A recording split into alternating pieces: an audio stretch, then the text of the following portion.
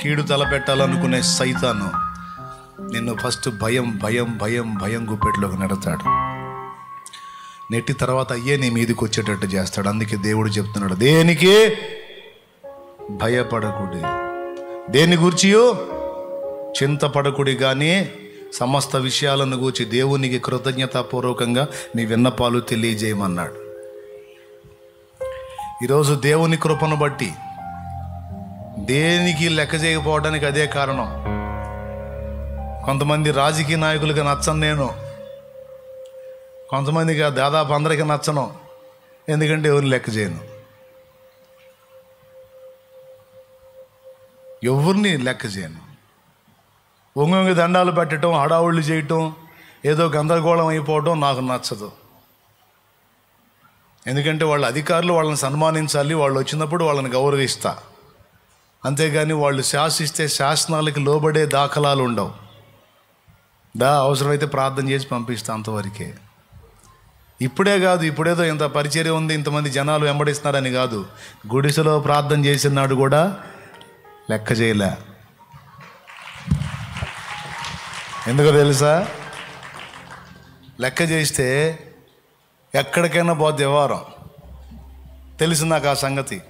అందుకే ఎవరితో ఎంతవరకు ఉండాలో అంతవరకు తృణీకరించను.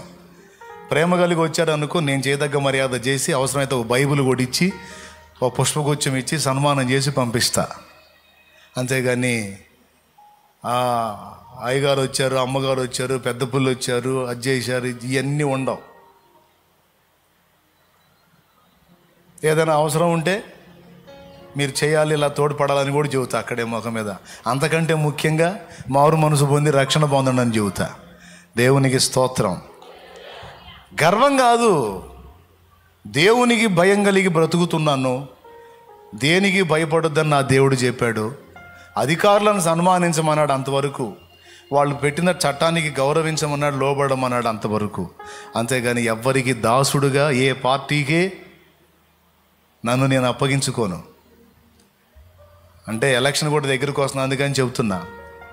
కొంతమందికి పార్టీ అభిమానాలు ఉంటాయి, పార్టీ అభిమానాలు. ఇటు పక్కకు వస్తే ఇది, ఇటు పక్కకు వస్తే ఇదని. ఇది పిచ్చి పీక్ స్టేజ్కి వెళ్ళినోడి వ్యవహారం. అది కాదు. భూమి ఆకాశాలకు సృష్టికర్త అయిన దేవుని భక్తుడుగా, దేవుని సంబంధిగా, ఒక సత్క్రైస్తవుడిగా ఎవరికి నేను ఓట్ చేయాలి, ఎవరికి సపోర్ట్ చేయాలి, ఎవరు దేవుని మనసు కలిగి అందరినీ సమంగా పరిపాలించేటువంటి మనస్తత్వాలు కలిగి ఉన్నారు అనేది వివేచించుకొని ఒక క్రైస్తవుణ్ణి అనే స్పృహ కలిగి ఓటేయాలి. అంతేగాని కులాభిమానంతో, పార్టీ అభిమానంతో ఓట్లేసే రోజులు పోయినాయి. చెవులు గలవారు విందురుగాక.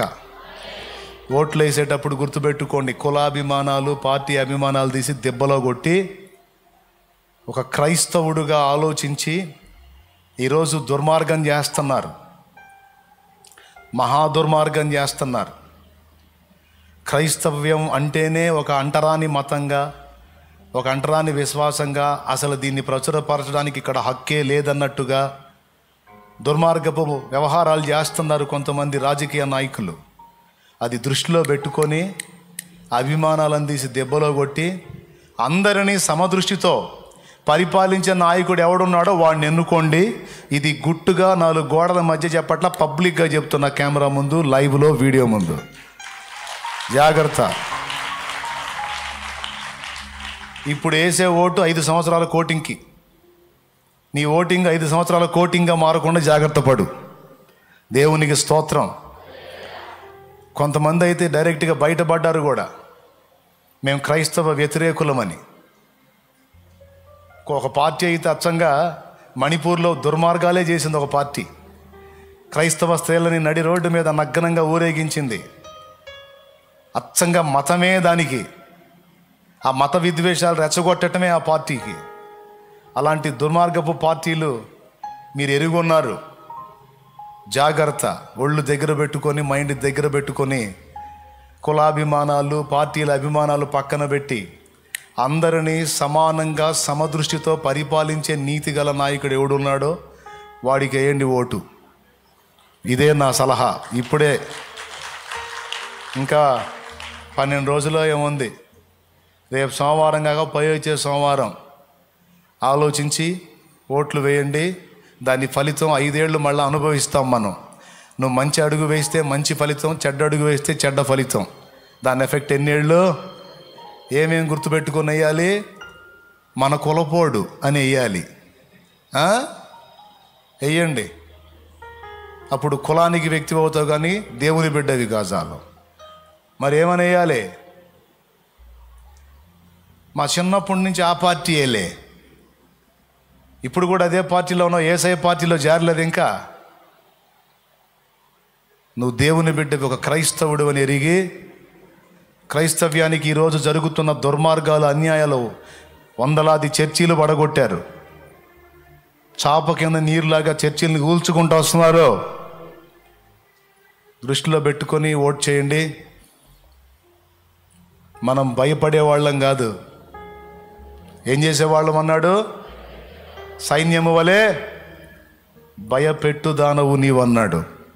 కాబట్టి దేవునికి భయపడదాం, ఇక దేనికి భయపడాల్సిన అవసరం లేదు. ఎందుకంటే నాకు భయపడవా, నీ అంతు చూస్తాను అన్నాడు అనుకో, మనల్ని అంతు చూడకముందే వాడు అంతమైపోతాడు. ఎందుకు? మనం ఆయనకి భయపడుతున్నాం, ఆయన మనకు తోడై ఉన్నాడు, ఆయన మనకు తోడై ఉన్నాడు. మనతో పెట్టుకున్నాడు, ఆయనతో పెట్టుకున్నట్టే. వాడు నామరూపాలు లేకుండా నాశనం అయిపోతాడు, మళ్ళీ వాడికి చరిత్ర ఉండదు. దేవునికి స్తోత్రం కలుగును గాక. హల్లెలూయా. కాబట్టి ఇది దృష్టిలో పెట్టుకొని జాగ్రత్త పడదాం. కృప మనందరికీ తోడై ఉండును గాక. ఆమెన్. ప్రార్థన చేద్దాం. తలలు వంచి కళ్ళు మూసి అందరం కలిసి ప్రార్థన చేద్దాం. అందరం కలిసి ప్రార్థన చేద్దాం. ఒక దైవజనుడు, ప్రేరేపించబడిన దైవజనుడు, ఒక దైవజనుడు ప్రార్థన చేస్తాడు.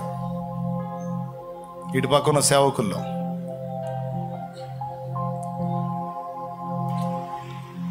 పెద్ద లోతైన అంశం ఏం చెప్పాలా? సింపుల్ టాపిక్, ఈజీగా మీ మైండ్లో ఉండిపోద్ది. ఫస్ట్ అయితే గుర్తుపెట్టుకోండి, భయపడకండి. భయం సాతాను మనకు కల్పించేటువంటిది. ఏది? దేవుని భయం కాకుండా మిగిలిన భయాలు. దేవుని భయం మాత్రం పరిశుద్ధాత్మ వల్ల కలిగేది, అది మనకు అవసరం. దేవునికి భయపడదాం, దేవుణ్ణి ఇబ్బంది పెట్టకుండా చూసుకుందాం. ఇక అన్ని సంగతులు ఆయనే చూసుకుంటాడు.